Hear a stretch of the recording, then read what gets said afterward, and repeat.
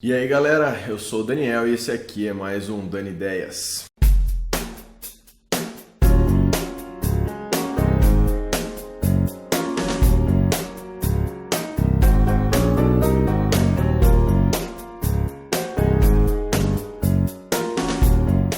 Muitas instituições políticas contemporâneas têm raízes na Roma antiga. Desde o latim, que influenciou as línguas ocidentais, até as normas jurídicas que nós temos hoje, até mesmo as instituições políticas como o Senado têm a sua raiz na Roma antiga. É inegável a importância política dessa sociedade.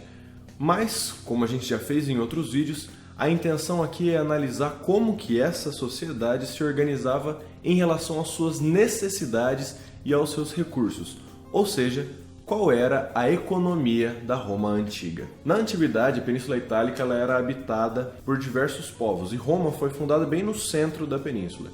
Inicialmente ela foi pequena, mas ela foi se expandindo militarmente e acabou se tornando um dos maiores impérios do que a gente chama de Idade Antiga. Não se sabe ao certo como ela foi fundada nem quando, mas a arqueologia dá algumas pistas de que ela tenha sido fundada por volta de 750 anos antes de Cristo. Embora hoje Roma seja símbolo da civilização urbana, inicialmente ela era pautada na agricultura, ela não era muito urbanizada. E mesmo depois que ela se desenvolveu e urbanizou, ainda manteve na sua cultura, na sua mentalidade, uma grande associação com a agricultura. Um exemplo são as famílias antigas que vieram da Roma, que têm a sua origem, o nome da família, relacionado à agricultura, como por exemplo os Pórcios e os Caprílios. Por mais que a agricultura fosse a principal atividade econômica da Roma Antiga, existiam ainda outras atividades como o artesanato e o comércio, só que essas atividades elas eram secundárias. Elas não eram muito bem vistas, inclusive os senadores, que eram pessoas importantes na primeira monarquia romana, eles eram impedidos de praticar essas atividades secundárias, somente a agricultura que era possível. É importante entender que essa atividade agropastoril romana, do começo da Roma ali, quando ela ainda não era aquele grande império, ela era uma economia pequena, de pequena propriedade, onde os próprios proprietários trabalhavam na terra com 1 ou 2 escravos, mas principalmente o próprio proprietário trabalhando ali. E como o solo não era muito fértil, não tinha grande excedente. Como não tinha grande excedente, não dava para realizar grandes trocas. Então a própria família acabava produzindo inclusive os outros bens materiais, como roupa, sandália, utensílio para a agricultura, coisas do gênero. Quando a gente estuda história, a gente sempre lembra que Roma foi um grande império, que foi uma civilização gigantesca. Mas eu acabei de dizer para vocês que no início ela era uma civilização pequena, pautada na agricultura, onde os próprios proprietários produziam seus alimentos para si mesmos, não tinha muita troca. Como que uma sociedade assim cresceu tanto? Bem, são vários fatores, mas um deles foi justamente a limitação da produção agrícola de Roma. O solo não era muito fértil, então eles tiveram que expandir para buscar novas terras, e essa expansão foi crescendo cada vez mais, até chegar no que a gente viu como o Império Romano, que pegava todo o Mediterrâneo e até uma parte do que hoje é a Inglaterra. Aí você imagina, uma sociedade que inicialmente era agrícola, que foi se expandindo, é óbvio que essas conquistas de Roma modificaram totalmente a sociedade, tanto politicamente, quanto culturalmente, quanto economicamente. Uma das consequências econômicas da expansão romana foi a concentração de riqueza na Península Itálica. Então imagina que Roma foi expandindo e tudo que eles conseguiam dos territórios que eles conquistavam era trazido para o centro da península, onde estava a capital. Então foi concentrando cada vez mais riquezas nessa capital. Com esse grande fluxo de riquezas, começou a se desenvolver também uma moeda, um sistema monetário. E com isso foram desenvolvendo também bancos, tanto privados quanto bancos públicos, que tinham a função tanto de arrecadar impostos quanto de fornecer empréstimos. Além disso, ocorreu também o que o Hilário Franco, historiador econômico, chama de divisão internacional do trabalho. Ou seja, como a região era muito grande, não precisava cada região do império saber fazer tudo, produzir tudo. Então, havia uma especialização por região.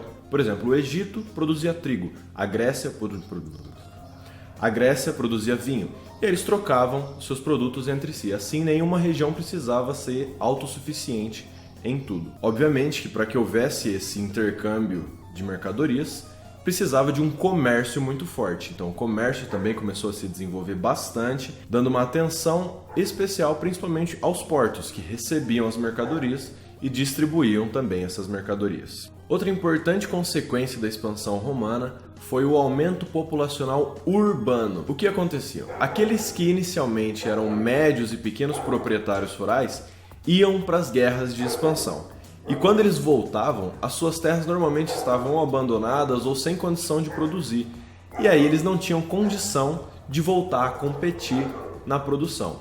Saíam então da sua terra, normalmente vendiam para um grande proprietário ou até mesmo para o estado, e iam para a cidade, onde você tinha uma maior possibilidade de segurança e de captação de recursos, de alimento e tudo mais. Ao mesmo tempo em que os pequenos e médios proprietários perdiam suas terras por não conseguir dar conta e acabavam vendendo, os grandes proprietários de terra aumentavam cada vez mais a sua riqueza, comprando as terras desses pequenos e médios proprietários ou então recebendo terras por doações do Estado.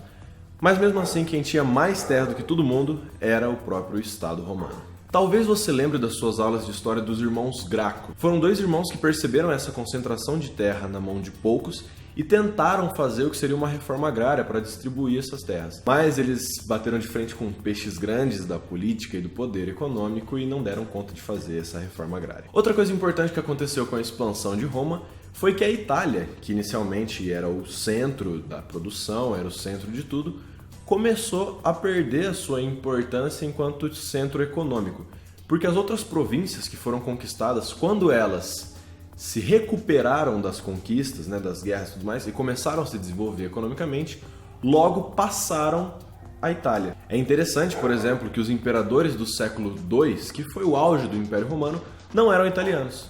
Eles ficaram principalmente no Egito, na Síria e na Gália. Então é interessante perceber como a Península Itálica, apesar de ser o centro de Roma, onde tudo começou, com o tempo ela foi perdendo seu protagonismo econômico. A última consequência da expansão romana que eu vou falar aqui é o extraordinário crescimento da mão de obra escrava. Com a expansão militar, Roma ia derrotando seus adversários. O que fazia com esses adversários quando eles não morriam? Transformavam em escravos. Então a mão de obra escrava foi crescendo cada vez mais. Esse excedente de mão de obra escrava, ao mesmo tempo que ele fez com que o trabalho fosse cada vez mais barato, porque tinha muito escravo, ele também impediu uma certa industrialização. Porque embora tivesse bastante escravo, nenhum daqueles escravos estavam a fim de se especializar ou de produzir de uma maneira ampla. Eles eram escravos. Isso impediu o desenvolvimento industrial de Roma. Ela ficou dependente, a sua produção foi dependente da mão de obra escrava. Se o século II é considerado o auge do Império Romano, onde gerou uma certa estabilidade, conhecida como Pax Romana, o século III é quando essa Pax, essa paz romana, essa estabilidade, começa a entrar em crise. Essa crise ainda é estudada por muitos historiadores, mas tem alguns fatores, algumas contradições que a gente pode elencar aqui para tentar entender ela. Uma dessas contradições é que as barreiras do Império Romano, que tinham a função de impedir os invasores de entrarem no Império, começaram a ser fragilizadas, os invasores começaram a entrar no Império e isso foi gerando uma instabilidade. Outra questão é que o preço da guerra estava sendo maior do que os recursos do Estado. Outra contradição é que a produção estava sendo menor do que os gastos do Estado para se produzir. Outras contradições são levantadas mais pelo cunho político, por exemplo, um jogo de poder entre os senadores e o poder imperial, que entrava em conflito, também gerando uma instabilidade desse império. Se no século II também foi o auge do Império Romano em termos populacionais, o ápice da população, o maior número populacional que chegou ao Império Romano, no século III começou uma retração populacional. Essa retração se deve tanto às más condições em que a população romana estava, então gerando uma alta mortalidade, e também ao clima de pessimismo que fazia com que a natalidade também fosse baixa.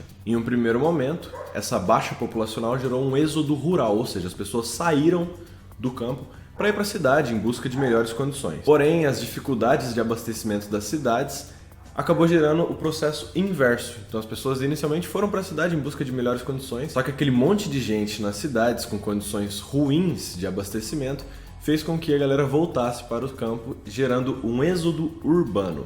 Esse êxodo urbano é uma das características do fim do Império Romano e marca também o início da Idade Média, com a ruralização e tudo mais, mas isso não é papo para agora. Essa crise demográfica, essa baixa da população, gerou também uma crise fiscal administrativa, porque o governo estava arrecadando menos impostos e com mais dificuldade, então, de conseguir administrar todo aquele império gigantesco. Para tentar resolver o problema, o Estado começou a ter uma posição intervencionista. Antes ele não era tão intervencionista assim na produção ou na administração, mas aí com essa crise ele começou a ter uma posição mais de intervenção. No setor produtivo, como eu disse para vocês, a principal mão de obra era a mão de obra escrava e ela era dependente das guerras de conquista.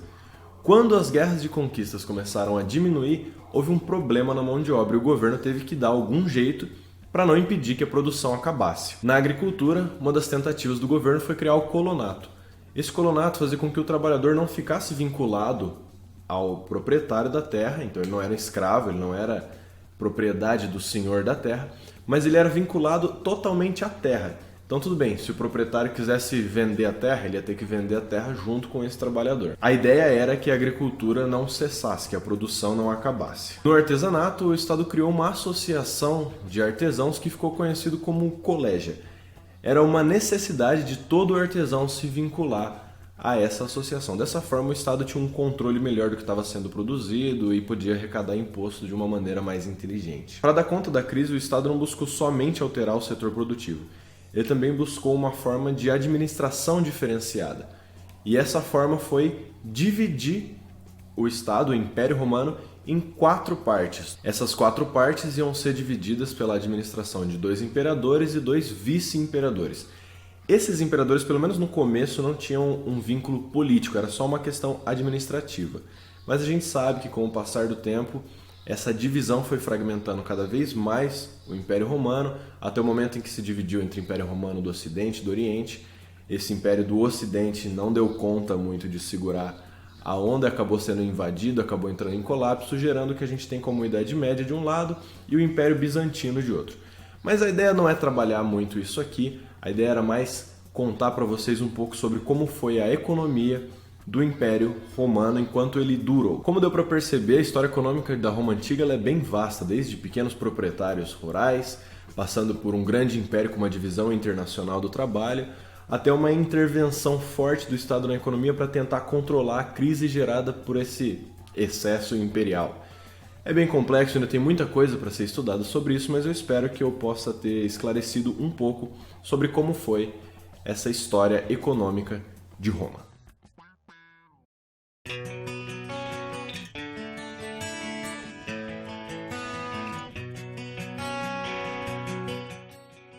Pessoal, espero que vocês tenham gostado do vídeo, espero que tenha esclarecido um pouco melhor como foi a administração e a economia do Império Romano. Se você viu algum erro, alguma contradição, alguma dúvida, por favor, coloque aqui nos comentários, né? O espaço aqui é justamente para a gente conversar. Se você gostou do vídeo, você deixa aquele like, que isso ajuda bastante a divulgar o vídeo.